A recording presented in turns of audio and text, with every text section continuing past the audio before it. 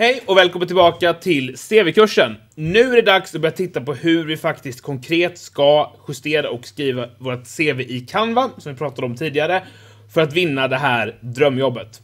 Och jag har valt att exemplifiera det här som att jag söker det här jobbet som ni ser på skärmen nu, nämligen en driven och engagerad junior, utvecklare och projektledare. Och som vi pratade om i senaste avsnittet så har jag såklart tittat igenom företagets både sociala medier, hemsida och LinkedIn för att få en bra uppfattning om att det här är ett företag som jag tror att jag kommer trivas att jobba på och med. Då ser vi direkt att det finns 2 stycken ord som företaget väljer när de beskriver den här rollen, nämligen driven och engagerad. Det står också att företaget värderar att hållbarhet högt och att de vill göra skillnad i världen. Så då har vi en hel del ledtrådar till hur vi ska justera vårt CV för att vinna det här jobbet. Så nu kör vi till Canva. Sådär, då har vi gjort en hel del justeringar på CV:t i Canva som vi ser här. Vi har lagt till erfarenhet, vi har lagt till utbildning och vi har lagt till certifikat.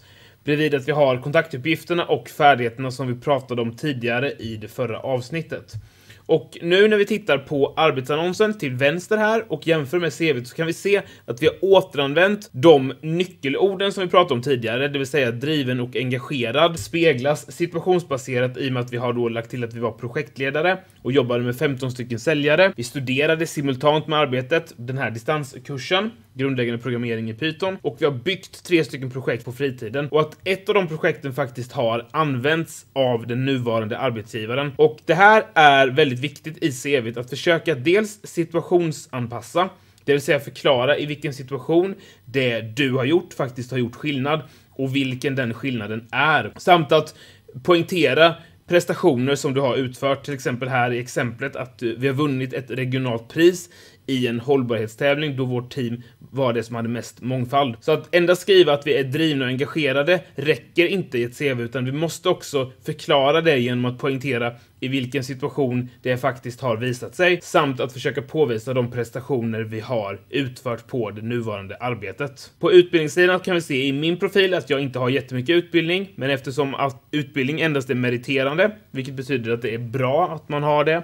så lägger vi till våran distansutbildning här som vi gick 2023 och då fick vi ett certifikat i grundläggande programmering. Och vi kan ju verkligen se här att endast skriva utbildningen utan att förklara att vi har använt den blir ju väldigt torftigt. Så även om det är en tjänst som junior utvecklare så är det väldigt viktigt här när vi söker det här jobbet att vårt CV poängterar att vi faktiskt har gjort någonting med utbildningen. Därav är de här 3 projekten som vi har byggt och kan referera till i GitHub-länken otroligt viktiga för att markant öka våran chans att få det här jobbet. Vi visar också då att det faktiskt inte bara är så att det här var ett projekt som blev liggande i en soptunna eller i en skåpslucka någonstans, utan det här var ett projekt som användes av den nuvarande arbetsgivaren. Således är det så bra så att de faktiskt såg nytta att låta säljarna använda det som ett CRM, vilket såklart är en väldig fördel. Så nu som nästa övningsuppgift vill jag att du tar fram en arbetsannons du faktiskt skulle kunna tänka dig att söka.